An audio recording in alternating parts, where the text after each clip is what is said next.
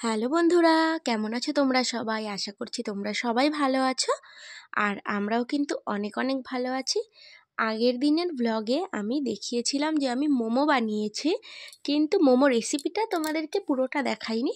তো আজকে তোমাদেরকে মোমো রেসিপিটা তোমাদের সাথে শেয়ার করব বলে আমি কিন্তু চলে এসেছি। তো এখানে দেখো, চিকেনটা পেস্ট করে নিয়েছি, আর এর মধ্যে দিয়েছি আদা রসুনের পেস্ট, কাঁচা লঙ্কা কুচি, পেঁয়াজ কুচি আর ধনেপাতা কুচি। তো কাঁচা মশলা বলতে এগুলো দিয়ে দিলাম, আর দিয়ে দিলাম স্বাদ মতো লবণ। যারা লবণ কম খায় তারা লবণ কম দেবে, যারা বেশি খায় তারা বেশি দেবে। আর এর মধ্যে দিয়ে দেব অল্প পরিমাণে সয়া সস। এটা কিন্তু ডার্ক সয়া সস, লাইট নয়, কিন্তু লাইটটা দিলে কিন্তু একদম হলুদ হলুদ রং হয়ে যাবে। ওটা আবার চাউমিন বানানোর ক্ষেত্রে ভালো হয় লাইট সয়া সসটা। আর দিলাম একটু গোলমরিচের গুঁড়ো। আর আমি যে কৌটোটা থেকে গোলমরিচের গুঁড়ো দিই, এটার না মানে ফুটোটা একটু ছোট ছোট, তো ওই জন্যে একটু টাইম লাগে, তো অনেকবার ঝাঁকিয়ে ঝাঁকিয়ে তারপরে দিতে হয়। তো এটা এবার ভালো করে আমি মিক্স করে নেব। তো চামচ দিয়ে তো হচ্ছে না, তাই হাত দিয়েই মিক্স করে নিয়েছি। নেওয়ার পরে দেখো এখন কিন্তু পুরোপুরি এটা মিক্স করা হয়ে গেছে আর কি। যে মোমোর যে স্টাফিংটা হবে সেটা কিন্তু আমি একদম রেডি করে নিয়েছি দেখো। আর একটু ভালোভাবে চামচ দিয়ে একটু নাড়াচাড়া করে তারপরে কিন্তু এটাকে আমি ফ্রিজে রেখে দেব 2 ঘন্টা মতো। তো 2 ঘন্টা পরে তারপরে ফ্রিজ থেকে বের করব। তো অনেকক্ষণ রাখলে কি হয়, মোমোটার টেস্টটা অনেকটা ভালো হয়। আর এদিকে দেখো আমি 3টে টমেটো আর 4টে শুকনো লঙ্কা সেদ্ধ করে নিয়েছি, আর এর সঙ্গে নিয়েছি হচ্ছে কয়েক কোয়া কাঁচা রসুন। তো রসুনটাকে একটু থেতো করে নেব, মানে সস বানানোর জন্যে। তো এইবার এদিকে কড়াইতে দিয়ে দিচ্ছি অল্প পরিমাণে একটু সাদা তেল। এটা কিন্তু আমি যেই রেড সসটা হয় সেই সসটা বানানোর জন্যে নিয়ে নিচ্ছি। আর এদিকে দিয়ে দিচ্ছি ওই টমেটো যেটা ছিল, ওটা কিন্তু আমি পেস্ট করে নিয়েছি সব কিছু, রসুন আর শুকনো লঙ্কা আর টমেটো সব কটা কিন্তু আমি মিক্সারে দিয়ে পেস্ট করে নিয়েছি একটা। এর সঙ্গে একটু মিশিয়ে দিয়েছি একটু ভিনিগার আর একটু সয়া সস। তো এটা দিয়ে ভালো করে নাড়াচাড়া করে নিয়েছি, আর দিয়েছি হচ্ছে একটু চিনি আর স্বাদ মতো লবণ।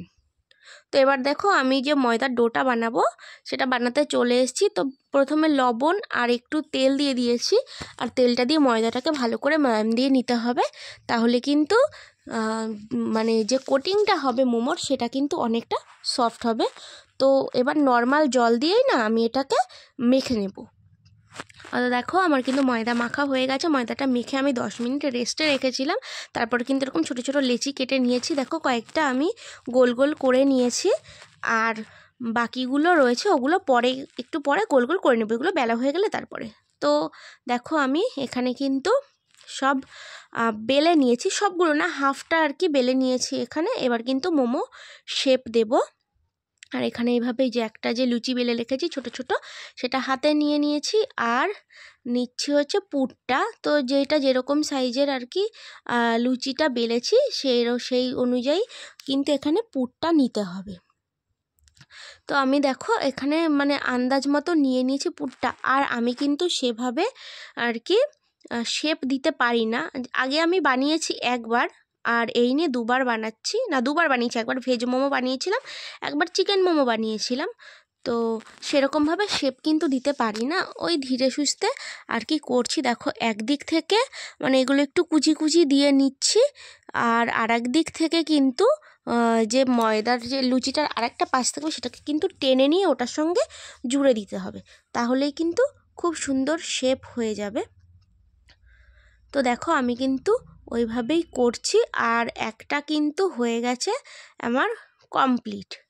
দেখো একটা সাইড কিন্তু এবার জুড়ে দিচ্ছি, কুচি কুচি দিয়ে করে নিয়েছি, আর একটা সাইড জুড়ে দিচ্ছি। যেহেতু অনেক দিন বানানো হয় না, তো একটু তো টাইম লাগবে। যদি সব সময় বানাতাম তাহলে কিন্তু তাড়াতাড়ি করে ফেলতে পারতাম। আর দেখো এটা কিন্তু আমার এই যে কমপ্লিট হয়ে গেছে, তোমাদেরকে এই যে দেখিয়েও দিলাম। তো এইভাবেই আমি আরও সব যেগুলো আছে সেগুলো কিন্তু বানিয়ে নেব। আর এদিকে দেখো হয়ে গেছে কিন্তু যে লুচিগুলো বেলা ছিল সেগুলো কিন্তু সব আমি এই যে মোমোর শেপ দিয়ে নিয়েছি। আর এদিকে হাঁড়িতে বসিয়ে দিয়েছি জল, আর তার উপরে দিয়ে দিয়েছি এই গামলাটাতে করেই কিন্তু মোমোগুলো বানাবো। তো এই জন্য একটু তেল ব্রাশ করে নিচ্ছি। আর এটা কিন্তু সেই ওই যে পিঠে বানাতে গিয়ে পুড়ে গেছিলো সেই ব্রাশটা। তো এবার বেশি করে কিন্তু প্রথমবার যেহেতু তাই একটু বেশি করেই তেল দিয়ে দিচ্ছি যাতে একদম আটকে না যায়। আর এই ব্রাশগুলো একদমই ভালো না, খুবই বাজে। এগুলো হয়তো কেক টেক বানাতে গেলে তখন হয়তো ইউজ করে, একটু গরম কিছুতে দিলেই না ব্রাশগুলো একদম গলে যায়। তো দেখো আমি কিন্তু ভালো করে এখানে তেলটা ব্রাশ করে নিয়েছি। আর এবার কিন্তু মোমোগুলো দিয়ে দেব একটা একটা করে। বেশি গায়ে গায়ে দেওয়া যাবে না, কেননা মোমোটা যখন সেদ্ধ হয়ে যাবে তখন কিন্তু একটু ফুলে উঠবে। সেই কারণে গায়ে গায়ে দিলে পরে ওগুলো একটার সঙ্গে একটা লেগে যাবে, পরে তুলতে গেলে তখন কিন্তু প্রবলেম হবে। তো আমার এখানে কিন্তু মোমোগুলো দেওয়া হয়ে গেছে। এবার আমি এই যে ঢাকনাটা দিয়ে দিলাম আর এটাকে রেখে দেবো 10 মিনিট। আর 10 মিনিট পরে এখন আমি ঢাকনাটা খুলে নিয়েছি। আর দেখো বলেছিলাম না মোমোটা ফুলবে, একটু দেখো ফুলে উঠেছে। আর এটা কিন্তু পুরোপুরি হয়ে গেছে, আর ভেতরের ওই যে পুরটাও কিন্তু বাইরে থেকে দেখা যাচ্ছে। তো এবার আমি এগুলোকে তুলে একটা হটপটের ভেতরে রেখে দেব, কেননা এগুলো যদি বাইরে রাখা হয় তাহলে কিন্তু সব ঠান্ডা হয়ে যাবে।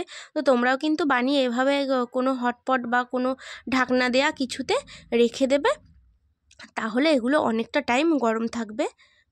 তো এটা তো হয়ে গেল।